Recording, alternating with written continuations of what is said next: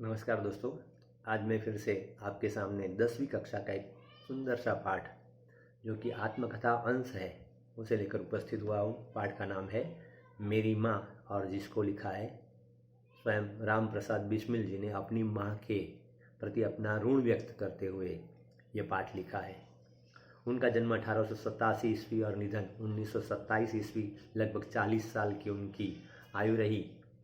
राम प्रसाद बिस्मिल का जन्म शाहजहांपुर उत्तर प्रदेश में जो आया हुआ है वहाँ पर एक साधारण परिवार में हुआ था।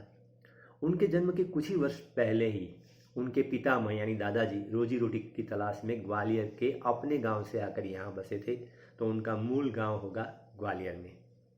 पिता साधारण पढ़े लिखे थे, कचहरी में सरकारी स्टैंप बेचकर परिवार का पालन किया तथा बच्चों को शिक्षा दिलाई।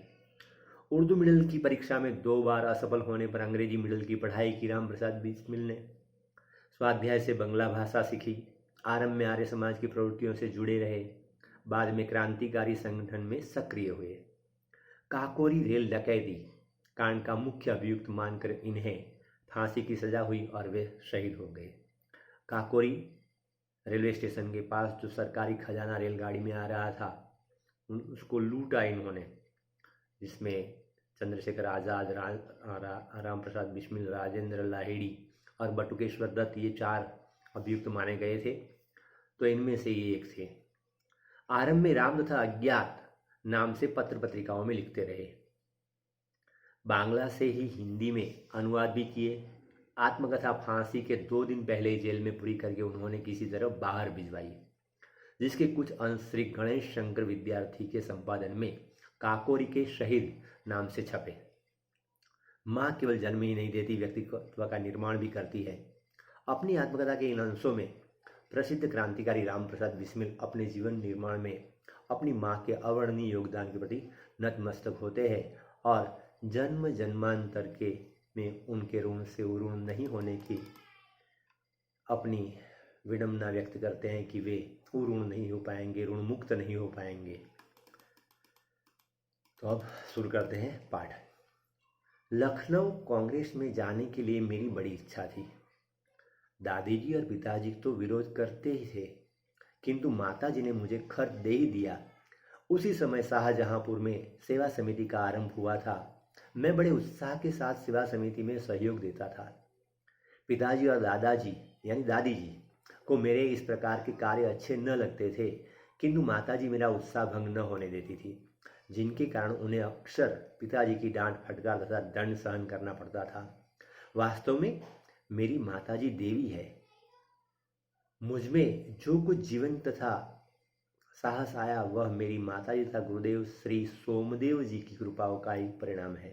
तो माताजी का तो योगदान है ही, साथ ही साथ उनके गुरु सोमदेव जी, उसको भी याद रखिए आप, सोमदेव जी की कृपाओं का ही परिणाम है। दादी जी और पिताजी मेरे विवाह के लिए बहुत अनुरोध करते थे, किंतु माताजी यह कहती कि शिक्षा पा चुकने के बाद ही विवाह करना उचित होगा। माताजी के प्रोत्साहन तथा सद्व्यवहार ने मेरे जीवन में वह दृढ़ता उत्पन्न की कि किसी आपत्ति तथा संकट के आने पर भी मैंने अपने संकल्प को न त्यागा। एक समय मेरे पिताजी दीवानी मुकदमे किसी पर दावा करके वकील से कह गए थे कि जो काम हो वह मुझसे करा ले। कुछ आवश्यकता पड़ने पर वकील साहब ने मुझे बुला भेजा और कहा कि मैं पिताजी के हस्ताक्षर वाले वकालतनामे पर दस्तखत कर दूं।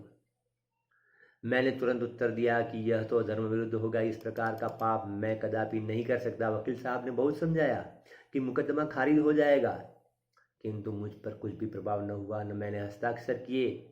अपने जीवन में हमेशा सत्य का आचरण करता था, चाहे कुछ हो जाए सत्य बात कह देता था। 11 वर्ष की उम्र में माताजी विवाह करके शाहजहांपुर आई थी। उस समय वह नितांत अशिक्षित एक ग्रामीण कन्या के समान थी।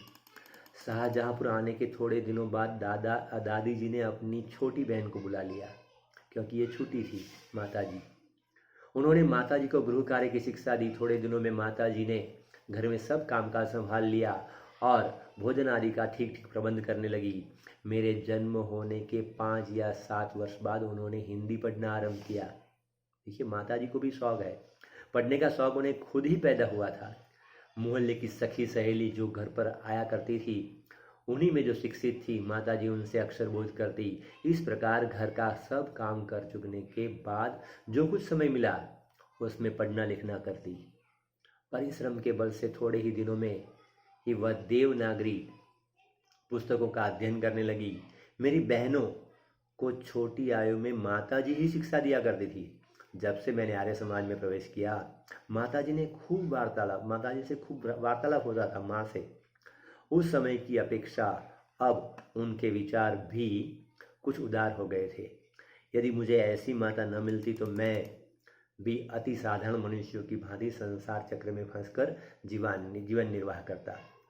शिक्षादि के अतिरिक्त क्रांतिकारी जीवन में भी उन्होंने मेरी वैसी सहायता की है जैसे मेजनी को उनकी माता ने की थी।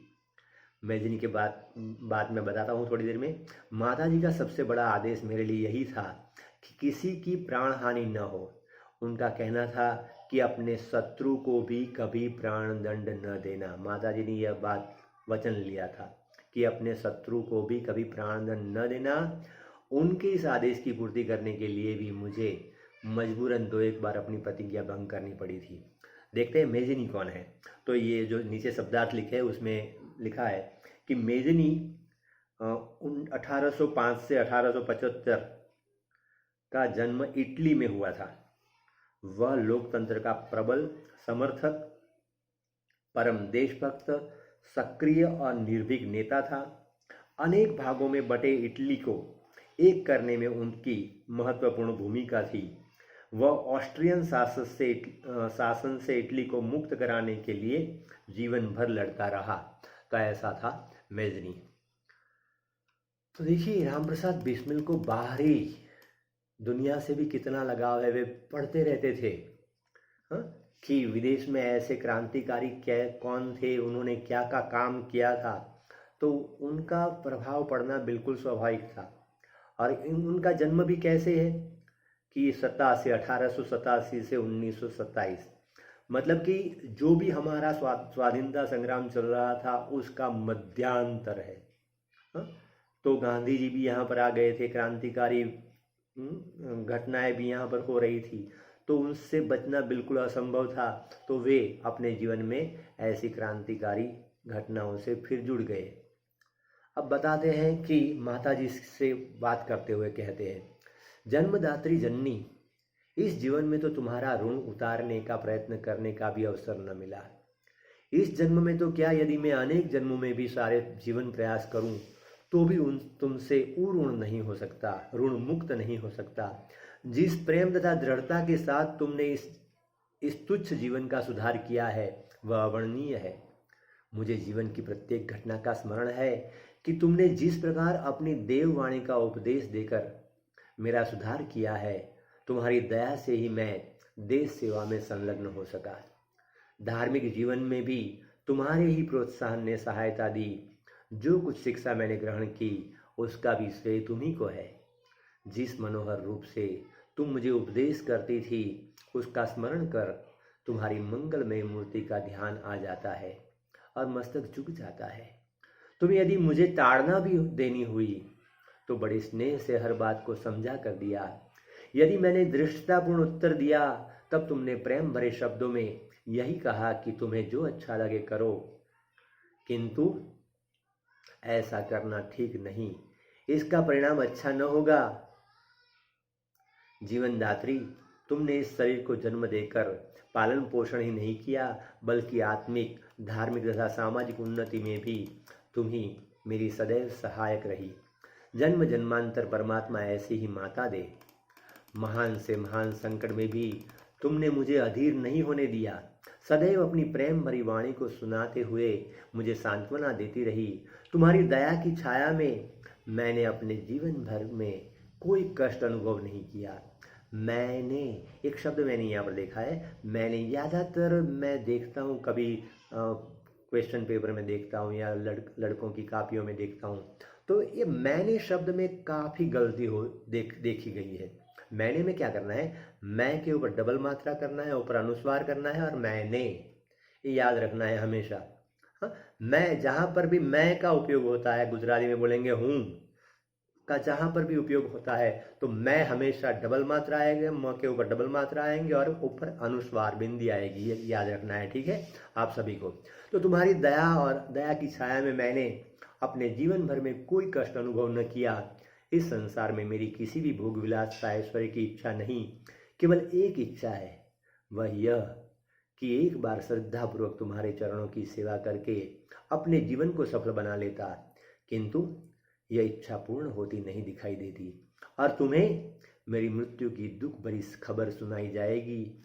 माँ, मुझे विश्वास है कि तुम यह समझकर धैर्य धारण करोगी कि तुम्हारा पुत्र माताओं की माता भारत माता की सेवा में अपने जीवन को बलि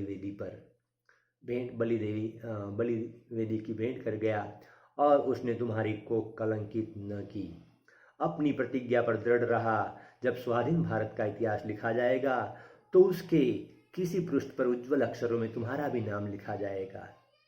गुरु गोविंद सिंह यहाँ पर एक उदाहरण दिया है, राम प्रसाद बिस्मिल ने गुरु गोविंद जी का, कि गुरु गोविंद सिंह जी की धर्मपत्नी ने जब अपने पुत्रों की मृत्यु की खबर सुनी ना, तो बहुत प्रसन्न हुई, अपने बच्चों की मृत्यु की खबर सुनकर प्रसन्न हुई है, देखो। और गुरु के नाम पर धर्म रक्षार्थ अपने पुत्रों के बलिदान पर मिठाई बांटी थी कि धर्म की रक्षा के लिए मेरे बेटों ने अपनी जान दी है, अपना बलिदान दिया है।